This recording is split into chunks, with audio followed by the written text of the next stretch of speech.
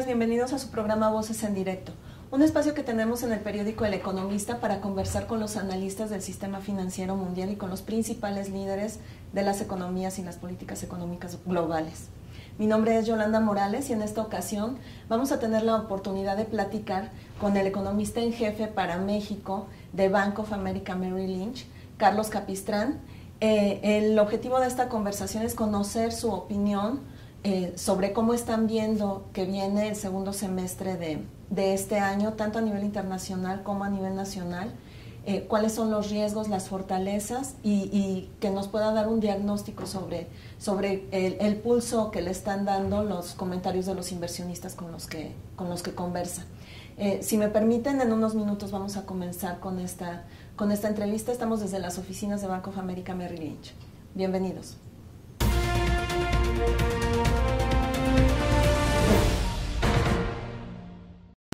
Mantente informado al momento a través de nuestras redes sociales. Síguenos a través de Twitter en @eleconomista. Búscanos en Facebook como eleconomista.mx. Además, para visualizar entrevistas, programas especiales, cápsulas y todo el contenido de El Economista TV en YouTube, los encuentras como Video El Economista. Interactúa con nosotros, participa, comenta y forma parte de la comunidad de economía y negocios más grande del país. El Economista. Información inteligente.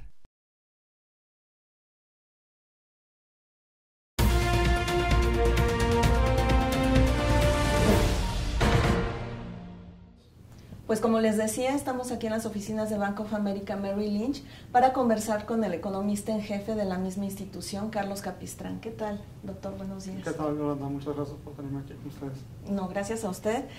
Al revés, es una oportunidad muy interesante porque queremos saber cómo están viendo ustedes el pulso de la economía mundial y del sistema financiero. Entonces me gustaría comenzar por este tema precisamente. ¿Cuáles son los riesgos que están viendo que pueden venir en el sistema financiero? Hay unos muy claros, me parece, como es la situación de Grecia y la eurozona, como es la situación de China, pero ¿qué es lo que están viendo ustedes? Claro, para nosotros, para la segunda mitad de este año, efectivamente vemos un entorno financiero mundial muy volátil. Efectivamente, como hace mucho no teníamos, hay varias historias que estamos viendo al mismo tiempo que están ocurriendo. Tenemos Grecia, ¿no? Que sigue discutiendo todos los paquetes de ayuda que puede tener y las condiciones bajo las cuales se pueden obtener estos paquetes de ayuda. Entonces esa es una historia que creemos que va a seguir estando formando parte de la zona del euro por un tiempo. Tenemos también China, sabemos que el crecimiento de China se está desacelerando. Nosotros en Bank of America creemos que esa es una desaceleración que va a ser controlada. Creemos que el gobierno chino tiene las herramientas suficientes para hacer de este un proceso relativamente suave, pero siempre vamos a tener esta volatilidad, como lo vimos, por ejemplo, cuando tuvimos la disminución importante del mercado de valores en China y la volatilidad que se generó en el mundo. Nosotros entonces también creemos que, bueno, está Grecia, está China, tenemos por supuesto Estados Unidos. Este es un tema que ya hemos venido manejando desde hace algunos meses y es un tema que es quizá de todos el que más directamente afecta a México, que es por supuesto cuándo va a subir la Reserva Federal sus tasas. Por primera vez, tiene ya 9 años que no ha subido las tasas de interés y por la cercanía que tiene México con Estados Unidos, por nuestros lazos comerciales y nuestros lazos financieros, eso es el evento a nivel internacional más importante. Tenemos ya varios meses que hemos estado esperando la subida de la Fed y por distintas razones esto todavía no ocurre. Nosotros creemos que es muy posible que ya en septiembre la Fed inicie con su proceso de alza de tasas, pero hay todavía mucha incertidumbre. Los últimos datos que hemos visto nos hacen pensar que casi con la misma probabilidad, en lugar de subir en septiembre, podría subir en diciembre, por ejemplo, ¿no? Y como ellos mismos han dicho, esto depende de cómo vengan los datos en Estados Unidos, de datos de crecimiento, datos en el sector laboral y los datos de precios. Pero esto genera bastante volatilidad. Cada vez que el mercado se convence de que es muy probable que ya suba la Reserva Federal, vemos un impacto importante en la volatilidad, en primer lugar, del tipo de cambio en México y en segundo lugar, de las tasas. Entonces nosotros consideramos que vamos a seguir con mucha volatilidad por todos estos factores. Y en particular, algo que ha ocurrido recientemente, y esto es algo que nos comentan los inversionistas también, es que el peso mexicano cada vez más ha estado tomando un papel preponderante a nivel internacional como una de las monedas que más se utiliza en el mundo. Sabemos que es una moneda muy líquida, sabemos que es una moneda que puede comerciarse las 24 horas del día, los 365 días del año. Es completamente convertible, no hay que pasar por dólares para hacer las transacciones si queremos convertirla a otra moneda. Y esto, esto dentro de un marco macroeconómico sólido en el país. Entonces, esto lo que ha generado es que los inversionistas a nivel internacional muchas veces utilizan el peso mexicano para cubrir su exposición a otros mercados emergentes o incluso a otros desarrollos que pudieran estar pasando en mercados avanzados, como el caso de Grecia. Y eso lo que genera es una volatilidad importante para el peso mexicano, fundamentalmente que está dada por factores globales más que por factores domésticos. Cuando ustedes hablan de que el peso es una moneda líquida y que el mercado es muy profundo, aquí yo tengo dos dudas. ¿Cómo llegamos a esto? Porque por lo que me dices, bueno, ¿cómo llegamos a este nivel de que el peso sea una de las monedas más operadas? Y después, ¿cómo podemos entender la gente que somos de a pie que esto sea bueno si estamos viendo que el dólar está en 16 pesos y que de pronto se puede ir más arriba? Bueno, llegamos aquí por diseño y política. Decisiones que se tomaron con la crisis del tequila, por ejemplo, hubo varias y hubo algunas que no estaban directamente relacionadas con la crisis del tequila, como la firma del Tratado de Libre Comercio. Pero México, hace ya 20 años, decidió tomar el camino de industrializarse, de tener un modelo basado en exportaciones. Es un modelo en donde se exportan fundamentalmente manufacturas a los Estados Unidos. Y por otro lado, se decidió tener un tipo de cambio completamente flexible y permitir que la moneda fluctuara con la esperanza, si bien se sabía que eso iba a generar una mayor volatilidad en la moneda, la expectativa era que eso disminuyera la volatilidad en el crecimiento. Es decir, que se pudiera utilizar el tipo de cambio como un colchón que absorbe los choques internacionales para una economía que está muy abierta, que depende mucho del comercio internacional. Entonces, 20 años después de que iniciamos esta aventura, a mí me parece que ha sido algo exitoso, porque hoy en día somos un país que no solamente exporta materias primas, sino que exportamos bienes que ya tienen un cierto componente de valor agregado. Estamos ya a punto de exportar incluso autos de lujo. Entonces somos un país manufacturero, exportamos a Estados Unidos, también a otros países, pero fundamentalmente a Estados Unidos.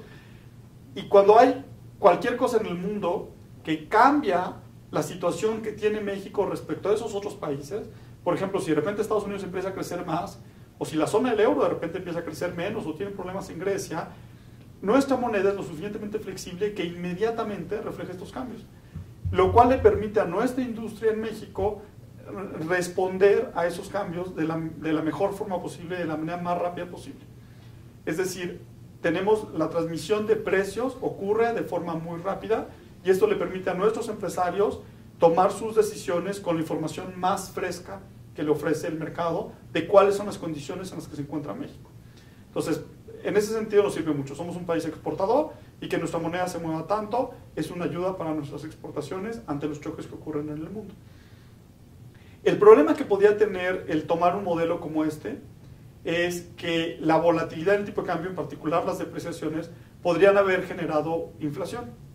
Esto es común en Latinoamérica, era común en México en los 80s, incluso en los 90s con la crisis del tequila, que depreciaciones o devaluaciones en ese entonces muy fuertes inmediatamente generaban inflación.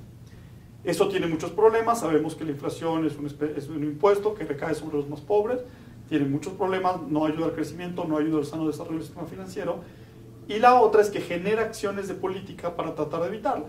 Entre otras cosas, genera que los bancos centrales tuvieran que subir sus tasas de interés de una manera muy fuerte para tratar de contener la inflación que se generaba por las depreciaciones o devaluaciones. El gran logro que ha tenido México es que tenemos esta moneda flexible que nos ayuda con nuestras importaciones, pero que no se ve inflación. Algo que es verdaderamente sorprendente, incluso para la gente que tenemos ya mucho tiempo trabajando en esto, es recientemente, por ejemplo, si pensemos en el mes de mayo, por ejemplo. El mes de mayo, el promedio del tipo de cambio vimos que es el más débil históricamente, ¿no? Como tú bien decías, en algunos sitios vendiendo incluso a 16 o más. Pero ese mismo mes tenemos la inflación históricamente más baja que hemos observado en este país, incluso un poco por debajo del 2.9%. Eso lo que nos dice es que lo que nosotros llamamos el traspaso de los movimientos del tipo de cambio de la inflación ha sido muy bajo en México.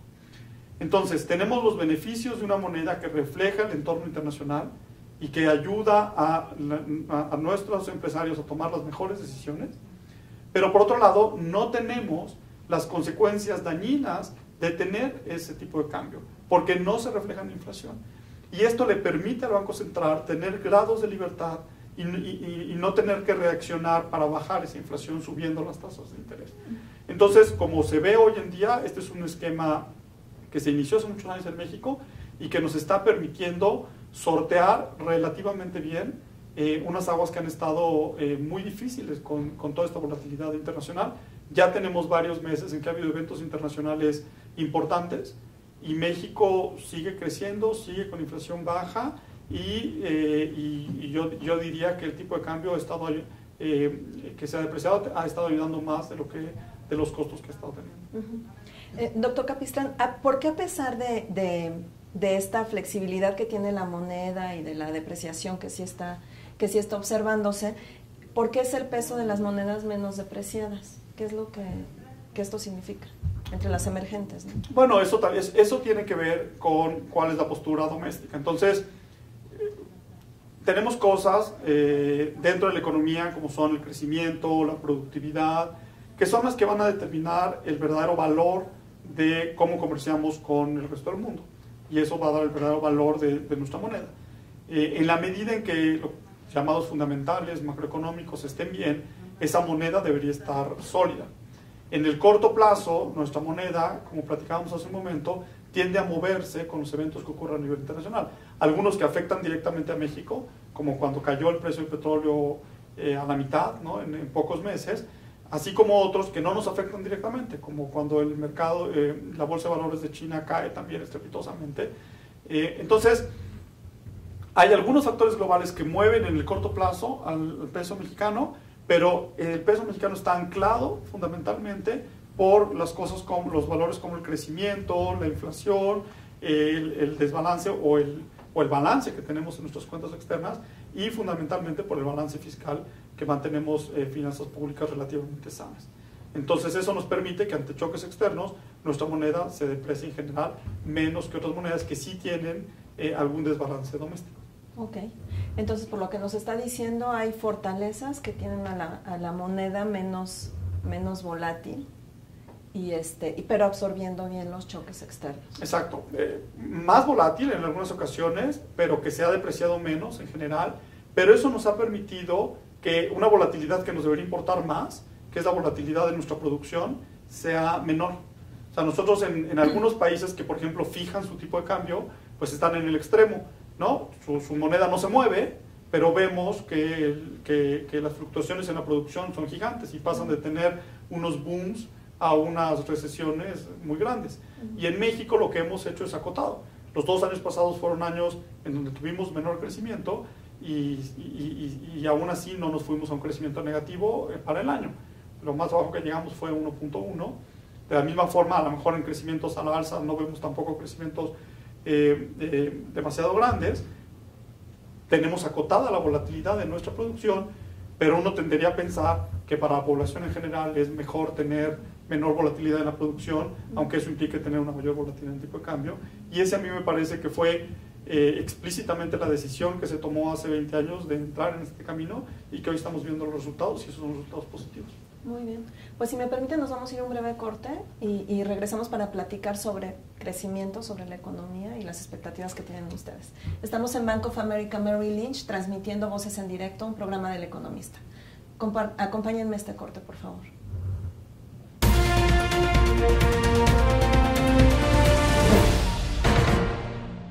El Economista trae para ti las mejores revistas con contenidos diseñados para un estilo de vida sofisticado, el lujo y lo más prestigiado de la moda. Te presentamos Bistronomy, la revista para el foodie mexicano. Tiene la misión de llevar a nuestros lectores en un recorrido por los mejores lugares para degustar platillos de excepción.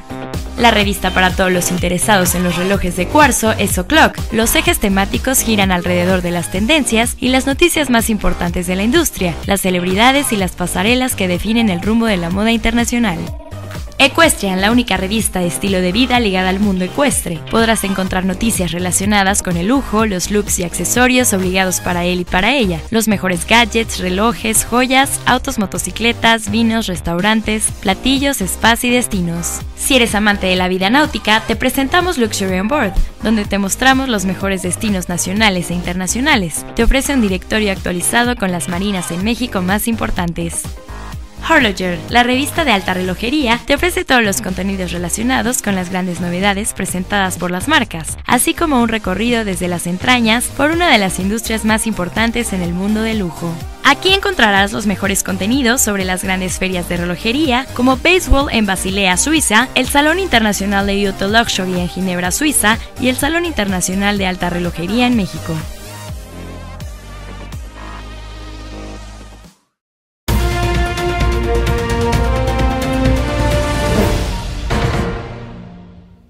Como les comentaba anteriormente, en este bloque de la conversación con el economista en jefe para México de Bank of America Merrill Lynch, vamos a platicar sobre lo que es el crecimiento de la economía mexicana y pues básicamente, doctor, quisiera preguntarle cuál es la expectativa que tienen ustedes para este año y para el próximo y si la han movido como todo el mercado que cada mes está cambiando. Sí, esperamos un crecimiento de 2.5% para este año y de 3% para el siguiente año. Efectivamente, hemos tenido alguna revisión a la baja. Si mal no recuerdo, a finales del año pasado, nuestra expectativa para este año era de 3.3%. ¿Por qué hemos bajado nuestra expectativa? Bueno, número uno, una variable muy importante para el crecimiento en México, dado que somos un país exportador, es el crecimiento en Estados Unidos. Y Estados Unidos sorprendió con una contracción en el primer trimestre del año y por lo tanto, Bank of America bajamos nuestro pronóstico de crecimiento para la economía de Estados Unidos y eso implica que también tenemos que bajar la expectativa de crecimiento para México porque tenemos una menor demanda externa, que de nuevo que es muy importante. Y la otra razón fundamental por la que bajamos nuestro pronóstico de crecimiento es porque a finales del año pasado, en noviembre, cuando nosotros habíamos llevado con nuestro pronóstico de arriba del 3% de crecimiento, estábamos esperando un precio de petróleo mayor. Lo que vimos es una caída muy importante del precio del petróleo y por otro lado también vemos una caída o vimos sobre todo al principio del año una caída yo diría importante en la producción de petróleo en México. Poniendo las dos cosas juntas, los ingresos petroleros que ha recibido México son bastante menores de lo que se podría prever a finales del año pasado. Entonces menor crecimiento en Estados Unidos y menores ingresos petroleros han llevado a que el país, nos llevaron a bajar nuestro pronóstico de crecimiento por el país.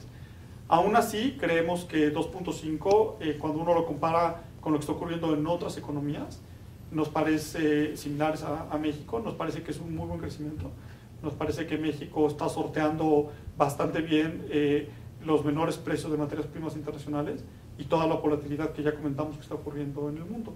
Por supuesto nos gustaría ver mayor crecimiento y por supuesto creemos que México tiene la capacidad y está construyendo la capacidad para crecer más que eso, pero somos un país abierto y también cuenta el mundo y también cuenta la demanda externa que hay por nuestros productos y del precio al que podemos vender esos productos. Entonces, si hay menor demanda, como el caso de Estados Unidos, o si esos productos nos compran a un menor precio, como el caso del precio del petróleo, bueno, pues eso es más difícil crecer. Sí creemos que para la segunda mitad de este año, Estados Unidos pueda crecer más de lo que creció en la primera mitad y eso nos va a ayudar. También hemos visto recientemente que la producción de petróleo dejó de caer y creemos que entonces puede estabilizarse ya para la segunda mitad del año. También vemos precios del petróleo un poco más estables, si bien vemos riesgos a la baja para el precio del petróleo. Entonces creemos que la parte de exportaciones puede ayudarnos en la segunda mitad del año. Por otro lado, también algo que ayudó en la primera mitad del año, y eso lo teníamos previsto, es un mayor gasto de gobierno, pero sabemos también que el gobierno ha anunciado ya recortes al gasto para este año y para el que viene, además de una disminución en el déficit. Entonces, cuando ponemos todo esto junto, creemos que viene una consolidación fiscal que requiere el país, que es necesaria, que es importante, pero siempre es más difícil crecer cuando el gasto de gobierno se está recortando. Entonces, no solo es el efecto directo que eso tiene sobre el gasto agregado de la economía, sino además el gasto de gobierno de alguna forma complementa el gasto privado. También que haya menor gasto de gobierno, pues podría también desacelerarse un poco el gasto privado. Entonces, vemos el crecimiento en 2,5% este año, creciendo un poco a 3% de la mano de Estados Unidos para el que sigue, pero sí vemos un poco los riesgos a la baja, tanto por lo que pueda pasar en la parte petrolera, como por el efecto que pudiera tener la consolidación fiscal, que de nuevo es necesaria en el país. Muy bien, pues si me permiten nos vamos a ir a otro breve corte, y regresando en la última parte de esta entrevista quisiera platicar sobre la consolidación fiscal, sobre las coberturas petroleras. Muy bien. ¿Sí? Regresamos.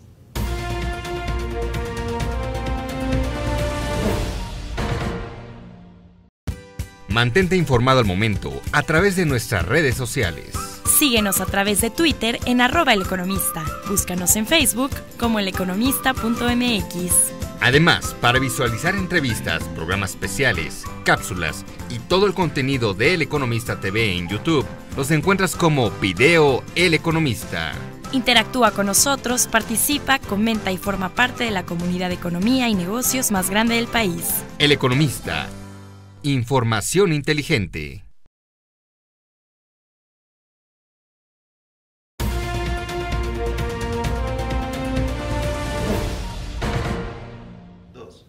Entramos a la última parte de esta conversación con el economista en jefe para México de Bank of America Merrill Lynch, Carlos Capistrán, y pues ahora quisiera centrar un poco esta conversación sobre el crecimiento para la economía del año entrante, en el contexto que usted nos comenta de esta consolidación fiscal, de la política monetaria que está apretando. O sea, si nos puede hacer favor de...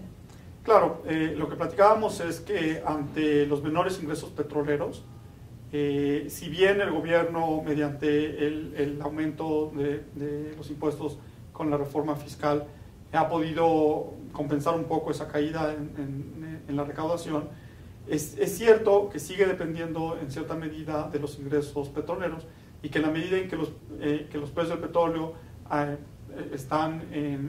disminuido respecto a lo que se preveía el año pasado, pues tiene que haber un recorte del gasto de gobierno en México.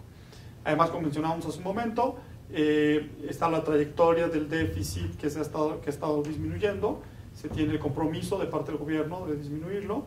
Entonces, cuando ponemos los recortes al gasto que vienen como consecuencia de la caída en los precios del petróleo y la disminución en el déficit, lo que tenemos es que la caída en el gasto de gobierno puede ser incluso un poco mayor a los 2 puntos porcentuales de la producción del país, del Producto Interno Bruto. Cuando hay menos gasto de gobierno es más difícil crecer, hay un efecto directo de que el gobierno está demandando menos productos, y de nuevo esto se complementa con el gasto privado, y entonces puede haber un menor gasto privado también. Por otro lado, sabemos que estamos esperando que la Reserva Federal suba ya sus tasas. Platicábamos que esto puede ocurrir en septiembre o en diciembre. Eso es un determinante importante en las tasas en México, y por lo tanto Banco de México es muy posible que vaya acompañando a la FED subiendo tasas de interés también. Creemos que debido a que la inflación es baja en México y el bajo traspaso que hemos observado en los movimientos de tipo de cambio, Banco de México tiene cierto espacio para no tener que subir más agresivo que la Reserva Federal, y ni siquiera al mismo paso que la Reserva Federal, pero definitivamente subirá sus tasas, ya sea al final de este año o el que sigue. Nosotros creemos que Banco de México, a pesar de que la Reserva Federal pudiera subir este año, Banco de México subiría hasta el año que entra.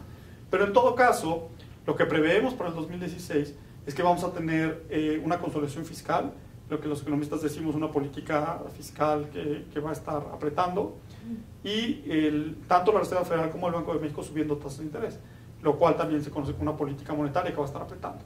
Si bien habría que hacer la precisión que la política monetaria está tan holgada, tanto en Estados Unidos como en México, que más que apretar, el término correcto sería que estaría menos holgada en realidad. Pero en todo caso, tasas de interés más altas y menor gasto de gobierno implica que para el país va a ser más difícil crecer, ¿no? Los créditos, por ejemplo, se otorgan tasas más altas, hay menor gasto, menor demanda de bienes y servicios por parte del gobierno, entonces es un poco más difícil crecer. Nosotros creemos que Estados Unidos va a crecer lo suficiente para más que compensar esa demanda. Entonces, A lo mejor vamos a tener un poco menos demanda doméstica, pero un poquito más de demanda externa que le permita al país crecer 3%. Ahora, de nuevo, los riesgos pudieran estar a la baja porque a lo mejor esa demanda externa no alcanza a compensar la caída en la demanda doméstica por menor demanda de gobierno y por el aumento de tasas de interés. Es decir, que ven más riesgos a la baja para el próximo año. Vemos respecto a nuestra expectativa del 3%, por supuesto riesgos al alza y riesgos a la baja. Por ejemplo, en riesgos al alza podría salir mejor de lo esperado toda la inversión de la parte de la reforma energética, por ejemplo. Pero definitivamente en el balance de riesgos, debido a que esperamos que tanto la política fiscal como la política monetaria estén de nuevo apretando, ¿no? Es más difícil crecer y por lo tanto creemos que los riesgos respecto a un 3% de crecimiento están a la baja. Doctor, quisiera preguntarle, usted que está en contacto permanente con inversionistas externos, quisiera preguntarle qué percepción, si puede ayudarme a saber qué percepción tienen ellos acerca de México, porque aquí de pronto nos dicen, no, es que sí nos distinguen y nos diferencian muy bien, pero quisiera yo saber si es así y qué les preocupa. Por ejemplo, viene ya el eventual cambio del gobernador del Banco de México, tendría que venir una reelección. ¿Eso les preocupa o no les preocupa? ¿No? La verdad es que nos ve con muy buenos ojos. Uno de los posibles riesgos que tiene México ante la subida de tasas de interés de la Reserva Federal, y todo el mundo lo habla, es, ¿qué van a hacer todos los inversionistas extranjeros que tienen bonos o acciones en México? Y el riesgo está en que pudieran decidir vender estas acciones, estos bonos y retirarse. Pero el paso anterior de eso, todo el mundo dice, bueno, es que el 30 y tantos % de la deuda local está en manos de extranjeros y en algunas partes, por ejemplo, en los bonos, más del 50% está en manos de extranjeros. Y decimos, claro, ante la subida de la Fed, eso es un problema. Bueno, sí, pero un paso atrás, antes que hay que ver es que, bueno, yo las cosas que compro, usualmente las compro pues, porque me gustan o creo que puedo sacar un beneficio de comprarlas. Entonces, si los extranjeros tienen tanto papel de México y si tenemos mercados tan activos y todo eso, pues sin duda, en parte, debe ser un reflejo de que pues, algo ven en el país que les gusta, ¿no? Entonces, lo primero es una buena noticia. Hemos recibido durante muchos años una buena cantidad de flujos de gente que cree en nuestro país y eso es bueno. Ahora, cuando hablo con los inversionistas respecto a qué es lo que piensan hacer ante la subida o potencial subida de tasas de la Reserva Federal, la respuesta que obtengo en la mayoría de ellos es, bueno, yo compré las acciones o los bonos de México ya previendo papeles muchas veces a 10 años, bonos a 10 años, ya previendo que va a haber movimientos como el de la subida de tasas de interés. Y incluso ya previendo eso, me gustan los suficientes los bonos como para comprarlos. Entonces no tendría por qué salirme o venderlos, ni mucho menos. Entonces yo sigo oyendo de los inversionistas, sobre todo de los inversionistas en la parte de deuda, bonos y en la parte de acciones, ¿no? Una buena impresión de México. A nosotros nos piden mucho también hacer comparaciones internacionales. Por ejemplo, con toda la volatilidad que se generó hace poco con Grecia, nos piden comparar la postura fiscal y la postura externa de México junto con otros países emergentes. Y entonces nos ponemos a ver las cuentas corrientes de México y las reservas internacionales de México, la inflación, etcétera, pues comparadas con otros países, con Brasil, con Sudáfrica, con Corea, con todos los países emergentes, por ejemplo. Y la verdad es que México en general sale muy bien librado de todas estas comparaciones y eso les da confianza a los inversionistas de que México tiene una buena postura. Eso no significa que México va a poder evitar la volatilidad que ya hemos tenido y que va a seguir. Pero eso sí significa que México está bien preparado para librar de una buena forma esta volatilidad. Por lo menos en términos relativos, mejor preparado que otros países y mejor preparado que el mismo México hace 30 años o 40 años o incluso 20 años, ¿no? Entonces, en ese sentido, los inversionistas en general tienen una postura, una opinión favorable y positiva de México. Y en lo que le preguntaba del próximo relevo, si es que claro, puede ser de gobernador. Bueno, efectivamente, ¿no? Sabemos que en el Banco de México tenemos la Junta, es independiente, tenemos una Junta de Gobierno, el aparato institucional es muy sólido, está escalonado, sabemos que el gobernador se tiene un periodo de 6 años, los llamados subgobernadores tienen periodos de 8 años escalonados, ¿no? Y efectivamente en este diciembre termina este término del doctor Carstens. Nosotros creemos que ha hecho un gran trabajo y creemos que hay altas probabilidades de que el gobierno lo postule para un nuevo periodo. Nada lo impide legalmente. Por supuesto sabemos que los inversionistas verían con muy buenos ojos un periodo más del doctor Carstens. Las variables macroeconómicas, las reservas que tenemos, etcétera. Esto que comentábamos hace un momento de lo bien que se ve México en comparaciones internacionales, en una buena medida se debe a la conducción que ha tenido el Banco de México. Ahora bien, dicho eso, la verdad es que en México también tenemos más gente que puede hacer un muy buen trabajo con el Banco Central. Por supuesto que yo me he acercado con inversionistas y siempre existe la posibilidad de que el gobierno decidiera postular a alguien más.